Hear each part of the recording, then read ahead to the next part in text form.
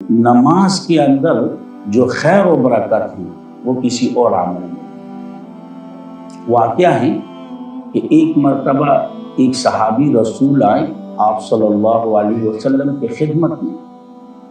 کہا اللہ کے رسول کچھ پریشانی ہے، اسی طرح گھر کا خرچ وغیرہ گزارا وغیرہ مشکل ہیں، روز بروز جو تنگی ہیں وہ اس میں اضافہ ہو رہا ہے.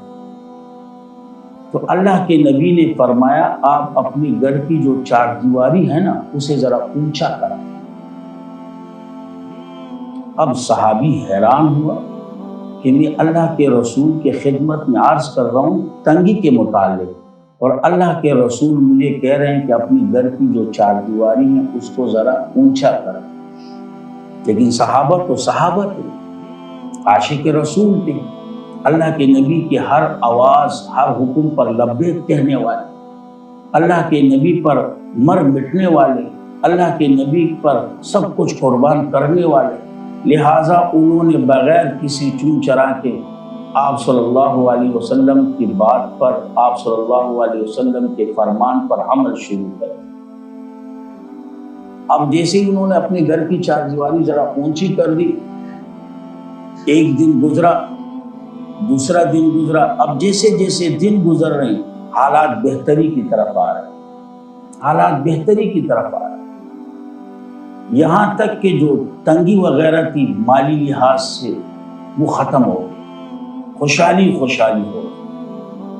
اب یہی صحابی دوبارہ اللہ کے نبی کے خدمت میں حاضر ہوا اور اللہ کے نبی سے فرمانے لگا کہ اللہ کے رسول آپ کی خدمت میں پہلے عرض کر چکا تھا گھر کی تنگی کے بارے میں، تو آپ صلی اللہ علیہ وسلم نے فرمایا کہ گھر کی چار دیواری اونچی کریں. میں نے آپ کے فرمان کے مطابق گھر کی چار دیواری اونچی کر دی، تو روز بروز وہ تنگی ختم ہوتی جا رہی. الحمدللہ آج وہ تنگی ختم ہوگی، خوشحالی. تو اللہ کے نبی نے فرمایا تو اور کہا جی بس پوچھنا یہ تھا کہ گھر کی چار دیواری کا میرے تنگی کے ساتھ کیا معاملہ. اللہ کے نبی نے فرمایا واسطہ تھا.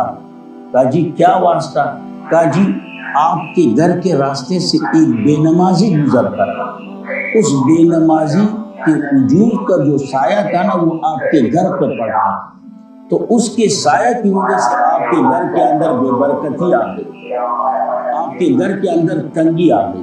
جب آپ نے گھر کی چار دیواری اونچی کر دی تو ان کا سایہ بجائے اندر آنے کے باہر ہی ٹھہرا، تو اسی وجہ سے وہ بے برکتی ختم ہو گئی اور تنگی ختم ہو گئی. تو آپ خود سوچیں، ایک صحابی رسول ہیں، ایک بے نمازی کے سائے کی وجہ سے ان کے گھر میں تنگی آتی ہے، پریشانی آتی ہے، تو ہمارے گھروں میں تو سارے بے نمازی پڑے.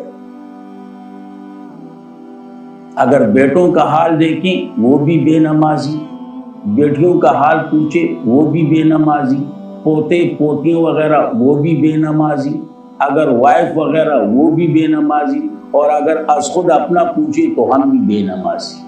تو برکت کہاں سے آئے گی؟ خیر کہاں سے آئے گا؟ تنگی کیسے ختم ہوگی؟